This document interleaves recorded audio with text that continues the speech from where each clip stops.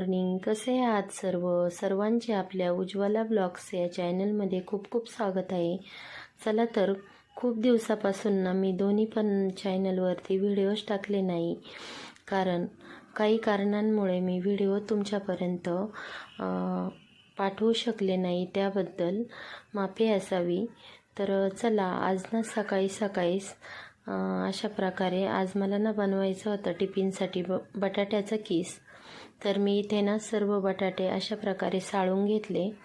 त्यानंतर किसणीच्या सहाय्याने अशा प्रकारे बटाट्याचा संपूर्ण किस करून घेतला.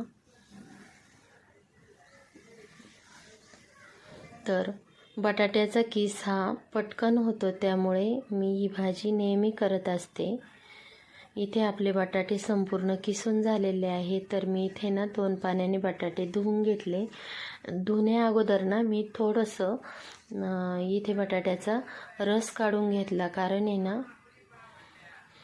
आपल्या स्किनसाठी बटाटा हा खूप महत्त्वाचा असतो. बटाट्याच्या रसामुळे चेहऱ्यावरचे काळे डाग, पिगमेंटेशन जाण्यास मदत होते. त्यामुळे एक 15 मिनटं बटाट्याचा किस चेहऱ्याला लावून ठेवायचा आणि 15 मिनटानंतर थंड पाण्याने चेहरा धुवायचा. स्किन छान होते. तर इथे ना त्याला जिरे मोहरी टाकून घेतली, बटाट्याचा किस टाकला, हळद टाकली, लाल तिखट टाकलं आणि चवीनुसार इथे मीठ पण टाकून घेतलं आणि बटाट्याचं किस व्यवस्थित मी इथे परतून घेतलेलं आहे. आणि एक 10 मिनटासाठी ना आता मी झाकण ठेवणार आहे. 10 मिनटानंतर आपला बटाट्याचा किस छान परतून होईल, तोपर्यंत इकडे ना मी पोळ्या बनवून घेत आहे. तर आता ना मी टिफिनच्या इथे पोळ्या बनवून घेते आहे. तर बघू शकता पोळी खूप छान फुगलेली आहे. पोळ्या बनवताना ना 10-15 मिनटं कणिक अगोदर मळून ठेवलं तर पोळ्या पण छानच येतात.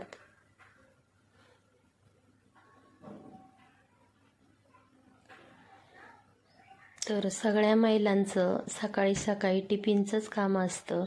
तर तुम्ही पण टिफिनमध्ये काय काय बनवतात मला नक्कीच सांगत चला.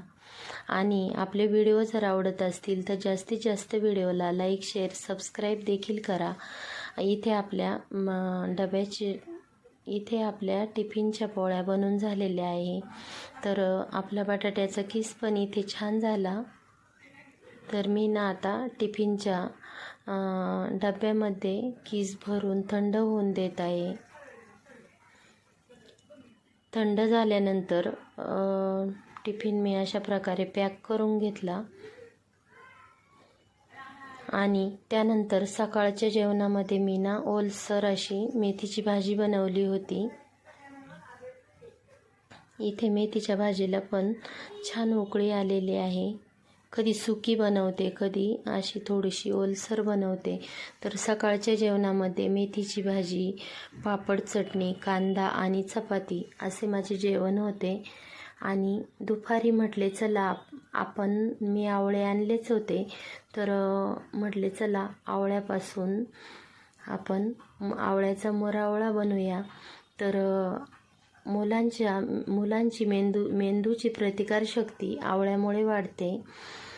केसांच्या तक्रारी दूर होतात, त्याचबरोबर स्किनचे प्रॉब्लेमही दूर होतात. तर मी बनवत आहे आता आवळ्याचा मुरावळा. इथे मी संपूर्ण आवळे अशा प्रकारे किसून घेतले. त्यानंतर इकडे दालचिनी आणि लवंग घेतलेली आहे थोडीशी. इकडे गूळ पण किसून घेतला आणि कढईत ना मी थोडंसं तेल टाकून घेतलं. तेल पण टाकू शकता किंवा तूप पण टाकू शकतो आपण. आणि त्यात दालचिनी आणि लवंग व्यवस्थित परतून घेतली. त्यानंतर त्यात ना आवळ्याचा मी किसलेला आवळा त्यात टाकून घेतलेला आहे आणि व्यवस्थित आवळा ब्राऊन कलर येईपर्यंत छान परतून घ्यायचा.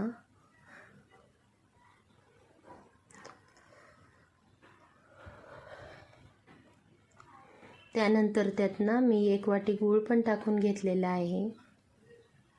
गूळ टाकल्यानंतर पण छान असा किस व्यवस्थित परतून घ्यायचा. तर अशा प्रकारे आपला इथे आवळ्याचा मुरावळा बनून झालेला आहे. हा मुरावळा आपण वर्षभरासाठी काचेच्या बरणीत भरून फ्रीजमध्ये ठेवू शकतो. तर असे होते माझे सकाळपासून दुपारपर्यंतचे रुटीन. तर पुन्हा भेटू एक छानशा ब्लॉगसोबत. तोपर्यंत सर्वांना बाय.